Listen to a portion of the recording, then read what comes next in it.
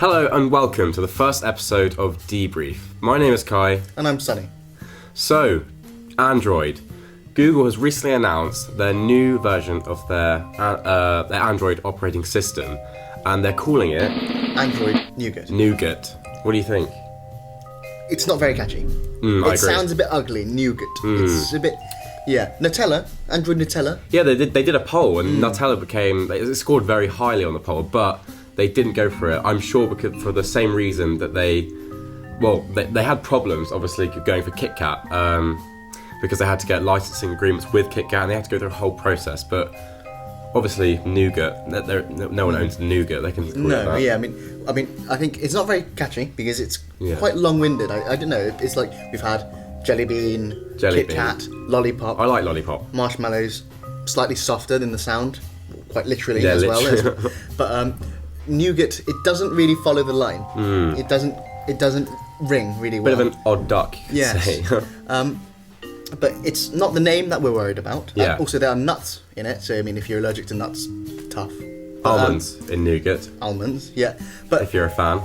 it's the features we're interested in, and loads of big new features, which will increase the functionality of pure Android by miles, really. Which is really important because at the moment there aren't that many pure Android devices, which I think is quite sad in a way because pure Android is a great operating system. It's so snappy. Yeah, it's the best way to experience Android. You're experiencing Android for exactly what it is and exactly what it's meant to be.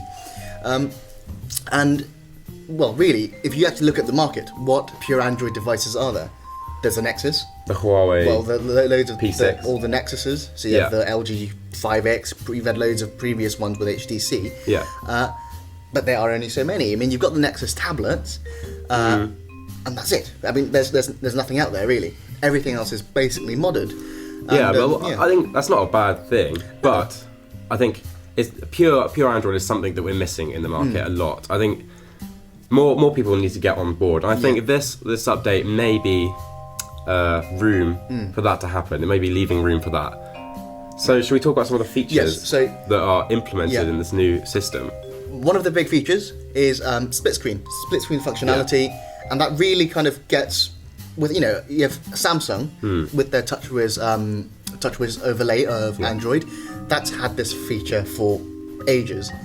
Apple's recently introduced it with the iPad Pros. So because iPad Pros are really a workhorse, they are really meant to replace a laptop, and the split screen functionality really allows it to, in a way, replace a computer. Yeah. Because you can multitask. I mean, it's great, especially for tablets in a way, because of the bigger screen. I mean, with a phone, split screen functionality may not be as good because of the limited space on the screen. There's no point.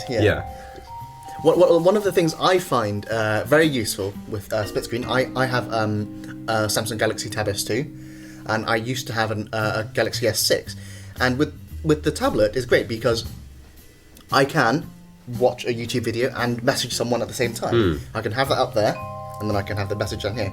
Because the screen is quite big, I'll still have enough room to type. Whereas on a phone, if you have the top half as YouTube and the bottom half as Messenger, if you're going to type something, the keyboard just cuts off half the speed. You basically lose the point of the split screen feature. So this is obviously showing that they're maybe making plans for, or at least giving the opportunity for pure Android tablets to be made, which I think is definitely a good thing. As in the market, we need some pure Android tablets, especially to be good rivals for the iPad, the Samsung Tab S's. And now that pure Android really can support a tablet, we might be seeing some new flagships in the future. Yeah, things that can directly compete with the iPads. Yeah. All right, so let's bring up a photo or a screenshot of this split screen feature. As you can see, it's very clean, very simple. I mean, it's not really different from the Apple and Samsung ones. I would say it's what you would expect from split screen. So, very good for whatever purpose you're doing. Again, only really for tablets. Yeah, but it's nice that is now finally being put into the pure operating system. There's also a lot more features involved. Like there's now a lot more support on the pure Android system for virtual reality. with Google's Daydream now being implemented. I mean, Samsung's had it. Samsung, the S7, Yeah. they came with the Gear VR, so you can buy that. I think if you pre-ordered the S7, you could actually get it free with it. So Samsung TouchWiz, they've had it actually built into that. Yeah. But now pure Android, they're adding native support for that. So it really just opens a whole world of a whole world for Potential developers games. to work on that on a pure Android device. Yeah. And again, that just boosts the Nexus market. Now other features is the new notification bar. Yes. And I know we have different the opinions. drop-down menu thing. Yeah, the drop-down menu. They've tweaked it a bit. I like it personally. I think it's simple and it's good for people who maybe prefer a more user-friendly device. Yeah, But- I'm not such a fan of it. I think it's a bit flat. If you look at Lollipop and Marshmallow, well, with Lollipop and Marshmallow, they really opted for that really minimalist design philosophy. Yeah. I mean, we'll bring one up. Yeah. Yeah. So very very simple. I think they call it material or holographic kind of design. It's simple, minimalistic, but also it's got some layers. It's got a bit of texture to it. Yeah. Whereas for me personally, functionality-wise, the new notification bar on Nougat, it functionally is better, but I think it's really flat. It lacks that kind of pop which Marshmallow and Lollipop have. Again, Marshmallow and Lollipop, they really have a very similar design language. What about on your Samsung tablet? I mean, I've seen the drop-down menu on there. I mean, for me that seems quite like similar in a way. It seems It's quite flat similar, there, but do you like that more? I think it's better. Why? Because it gives some sense of dimension and layers. It's still a very minimalistic design, but I think, I mean, if we get a screenshot up of that new Nougat notification panel, it's just, it lacks vibrancy. There's nothing there. It's just, it does the job, and that's it. That's, I don't like that. And I mean, other functions, if we talk about, is it the doze feature? I like the doze feature. I mean, I think a lot of people may have a problem with it. Well, essentially what the doze feature is every time you turn the screen off, doze will activate, and it's like a low power mode sort of thing. It's like, and essentially it just stops background refresh of apps. It's a feature that will be on all the time, and every time the screen goes off, it's power saving, which is great for campers. Happy campers, I suppose. If you're Yeah. spending a month away from home, I know it won't last that long. Yeah, but now battery life is really being given like a boost. Well, a priority, yeah, definitely. Just from the operating system, which I think is great. Yeah. So another feature I like that they have not included is the 3D touch that obviously you see on the new iPhone. Well, iPhone 6, yeah, I mean, iPhone 6S, again, yeah. we have different opinions, because I I like do it. own an iPhone 6S, and like, for me, 3D touch is completely useless. If you turned it off and didn't tell me it existed, wouldn't have used it. Yeah. It is literally useless. Not many apps support it. But I mean, Apple claimed it to be the future of, they claimed it to be the next generation of touch. Yes, I mean, what else? I mean, we've now got capacitive, we've got multi-touch. I suppose pressure's next, isn't it? Yeah. But, I mean, so far, support for 3D touch and the kind of applications for it is really limited. I mean, I'd rather not have it, to be honest. Right, so, Yeah. I mean, moving on, we spent quite a bit of time on that. So moving on, I want to talk about the effect of England leaving the EU. Or Britain. Or well, Britain The whole of leaving, Britain. the whole of Britain leaving the EU, and the effect that actually has on us as consumers of technology. As you know, many companies, for example, Huawei. Huawei have their European headquarters based in London. Well, two main reasons. London, England is a very international and well-known country. Yeah. And London is a trading hub in the world. And it also, the second reason, it allows basically tax-free exports to the Europe. whole of the European market. And that's 500 million consumers. I mean, why would you not do that? Yeah? I mean, if you base your company in Paris, well, number one, the language. French is not necessarily the international language. English is. It's the international business language. Yes, it is, yes. Absolutely. And that's why they base it here. Yeah. England's voted to leave, and companies like EasyJet, we already know, they're saying, oh, we're going to leave. They're packing their bags and going. Let's hope they got hold luggage. Yeah, let's hope they got hold luggage. But they're leaving, and again, outside of technology, if you look at Airbus, they've got some plants in the UK. Plants as in factories, not Billy. This is Billy the aloe vera. I'm not sure what the plant is, to be fair. I don't know. But anyway, so Airbus, if they decide to move their plants to Europe, then of course there'll be lots of lost jobs and that'll damage the UK economy. But also, moving back into tech, Dell and various other companies have OnePlus, they've already announced that they will be increasing, they'll be doing blanket increase. Well, Dell has said they'll be doing blanket increases of prices to cover all their products, because they set up to 10%, I think. Well, Dell said 10%. Now, that's a lot. I mean, if you think about, let's say an iPad, yeah? An iPad's about £500, £600 if you go for a decent one. Laptops, a really good one. They could get up to £1,000, over £1,000. Yeah, over £1,000. You are literally looking at £50 to £100 more on a device, and now that's starting to hurt. We will notice. Yeah, you will definitely notice. I mean, £100 over, on top of what a laptop costs, and that's substantial. And I can tell you, sooner or later, you will feel the effect. I mean, they say retailers are trying to overstock on products to kind of keep the prices low, or even better, make more profit by getting the stock in cheap now and sell it for more later. But definitely, we will feel the effect of this on our tech. Our tech is going to be more expensive in this country.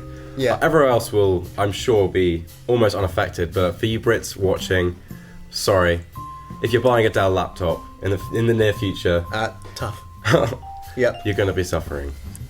There are loads of brands out there at the moment, all sorts of brands, laptops, tablets, phones, and we've got the main kind of mainstream companies, what I would refer to as first-class companies, which meet two criteria: everyone knows and everyone cares about.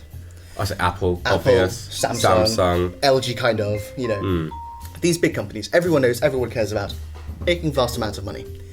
Then you have second-class companies, supposedly, I suppose,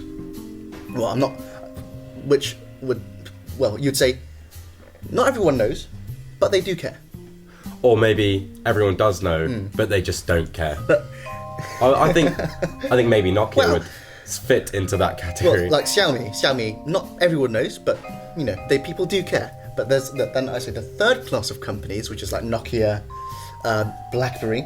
I mean, BlackBerry's probably 100 levels down. No one knows and no one cares. No one knows and no one gives a flying toss. I mean, Nokia and Motorola. Well, Nokia is slightly worse off, but Nokia, obviously everyone knows they were very successful. They kind of took a dive when the iPhone 4 and 3GS kind of came out. But then over the last 5 years, working with Microsoft and Windows Phone, they kind of worked their way back up. And then Microsoft bought them and screwed everything again. So thank you, Microsoft. Yeah, cheers for that. And screwing Minecraft as well for a great extent. But so that's a shame. But Motorola again used to be quite big. I don't think as big as Nokia, but also they took a dive. But they've now been bought by a few years ago, bought by Google, worked their way back up, making really, really good Nexus devices. And with the Moto X 2nd gen, that was just fantastic. But so these companies have kind of had a second chance, and now Motorola has been sold to Lenovo, and they're actually doing really, really well. Yeah. Loads of new devices. We have the Moto Z coming out soon. Soon, I say September in the UK. So these great new devices coming out from Motorola. But BlackBerry is a different story. Let's talk about BlackBerry. So recently, BlackBerry have announced, the CEO, Mr. Let me find it. Was it Ralph Pinney? I think. Pinney. I don't know. The Chief Operating Officer and General Manager for devices at BlackBerry he's recently announced that they're going to completely cut off and stop producing the BlackBerry Classic and all of its predecessors. Everyone's had it. Everyone it was had it, a thing. It used to be good. I mean, and that's the word, used to be. No one cares about BlackBerry anymore. 3 or 4 years ago, everyone started having iPhone 4s and 4Ss, perhaps 5s, And the Blackberries, they were, well, I wouldn't say going strong necessarily. They were just in the background. They were in the background, but Some they were people there. had them. People used them. And then now... Well, Barack Obama himself, actually, I think maybe even still does. This itself, I think, shows how much this phone is now sort of seen as a business sort of phone and much less of a casual consumer phone. Yes, but if you do want a Blackberry yourself, get buying, because they aren't making them anymore, but they are still in stock. So if you want one, get buying.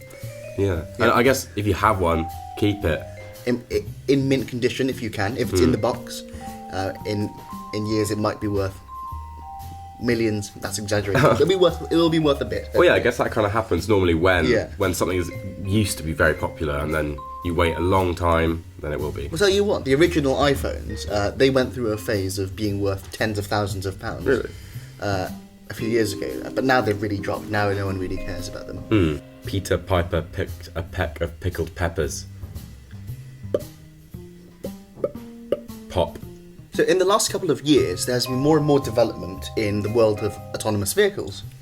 And it's quite interesting because most recently we've actually had our first death on an autonomous vehicle. It happened to be a Tesla.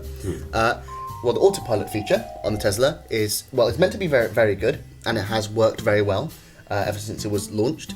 But it couldn't distinguish the white sky from a white van. I mean, that's not rocket science, really. A 2-year-old could do it. Yeah, a 2-year-old could do that fairly easily. Yeah, and that really begs the question whether we should trust at this stage autonomous vehicles on the road, because it's because at the moment we have autonomous cars mixing with normal manned vehicles. Yeah. And that doesn't work because there's no communication, is there? No, they almost just they can't mix in a way. Yeah. You have to at least have a half autonomous vehicle. Yeah. Even driven by a person. Yeah. That could maybe stop So by yeah, itself or something. I suppose cruise control Yeah. is halfway there. So Yeah. I mean, simple communication. Like if you're driving down a road, and even that split second of eye contact with the other driver, that's a bit of communication. You can perhaps see what each other's going to do.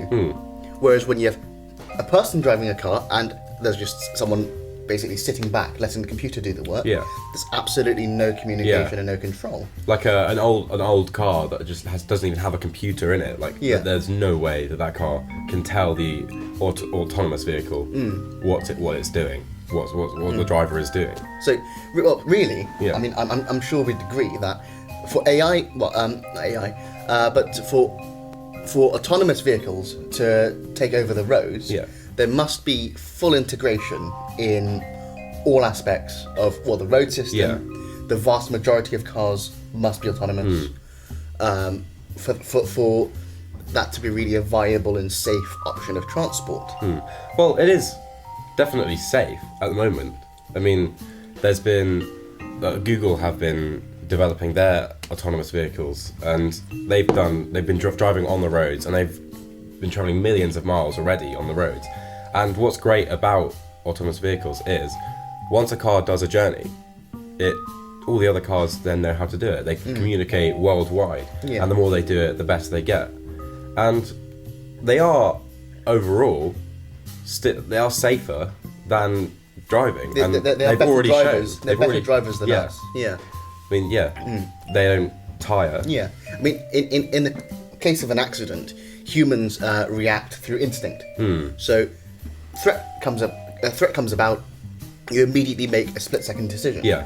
Whereas the computer, with all its sensors, would be able to calculate the best solution, for example, to avoid a collision, or if a collision cannot be avoided, what would be the best way to reduce damage to the vehicle and the perhaps passenger. passengers and surrounding Yeah. surrounding people or vehicles. Yeah, that's an interesting point. Yeah, and the computer can calculate all of those possibilities and pick the best one. But then, in that case, in that sense, we're letting the computer play with our lives. Yeah, you have to almost encode morals into the computer because it has to choose.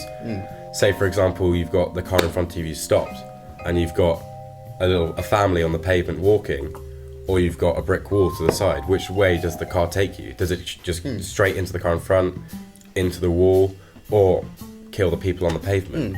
Yeah, because really, I mean, for us, I think it would be an easier decision because we just see it quite straightforward. Yeah. If you hit the person, they're going to die.